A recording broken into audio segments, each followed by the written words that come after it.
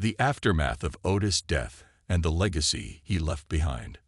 Otis' death in Chicago Fire was more than just a shocking twist. It was a seismic shift for the entire Chicago One universe.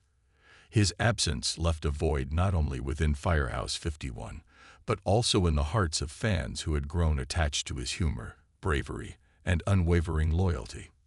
The repercussions of his death rippled through Chicago PD and Chicago Med, reinforcing the interconnected nature of these shows and the impact one character's loss can have on an entire narrative world.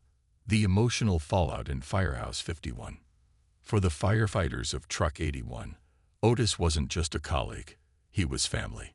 His death forced them to confront the harsh realities of their profession in a way they hadn't in years. Lieutenant Kelly Severide, who had seen his fair share of loss, took Otis' death particularly hard, as it served as a grim reminder of how quickly life could be taken from them. Meanwhile, Joe Cruz, Otis' closest friend, struggled the most with grief. The two had shared an unbreakable bond, and Cruz's anguish was palpable in the episodes that followed. The memorial service held for Otis was one of the most emotional moments in Chicago Fire history. His helmet was placed alongside those of other fallen firefighters, a somber tribute to his sacrifice.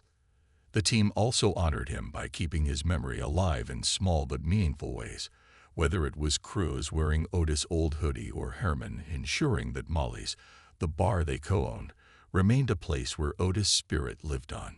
Even Chief Bowden, typically the stoic leader, was visibly shaken. Otis had been one of his most dependable firefighters, and losing him was a blow to the entire house. The tragedy forced Bowden to reevaluate how he led his team, emphasizing the importance of brotherhood and the fragility of life in their line of work. How Otis' death affected Chicago PD.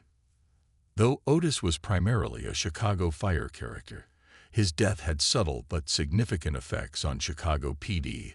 The intelligence unit had worked alongside Firehouse 51 on multiple occasions, and some of its members, like Jay Halstead and Haley Upton, had formed friendships with Otis over the years.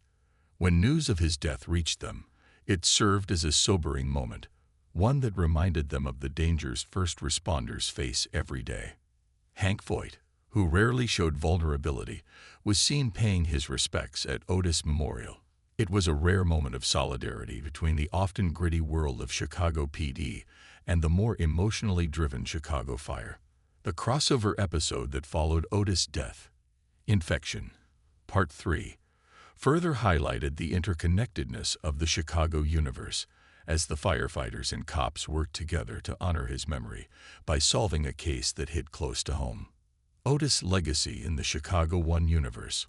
One of the most enduring aspects of Otis' character was his ability to bring levity to even the most intense situations. His quick wit and lighthearted personality balanced out the darker storylines that often dominated Chicago Fire. Without him, the show had to adjust its tone, allowing other characters like Ritter and Gallo to step into more prominent roles. However, no one could truly replace Otis. His unique charm was irreplaceable. Molly's, the bar he co-owned with Herman, became a living memorial to him. The establishment had always been a gathering place for first responders, but after Otis' death, it took on new significance. Herman made sure to keep Otis' memory alive by naming a drink after him and even hosting a fundraiser in his honor to support fallen firefighters' families. These small touches ensured that Otis remained a presence in the show, even if he was no longer physically there. Why killing Otis was a necessary narrative risk. From a storytelling perspective, Otis' death was a bold but necessary move. Chicago Fire had reached a point where the stakes needed to be raised, and the emotional weight of losing a beloved character was the most effective way to do it. His death forced the remaining characters to grow in ways they hadn't before, particularly Cruz, who had to learn how to move forward without his best friend. Additionally, Otis' sacrifice reinforced the show's central theme, that firefighting is a dangerous, often thankless job where heroes don't always make it home.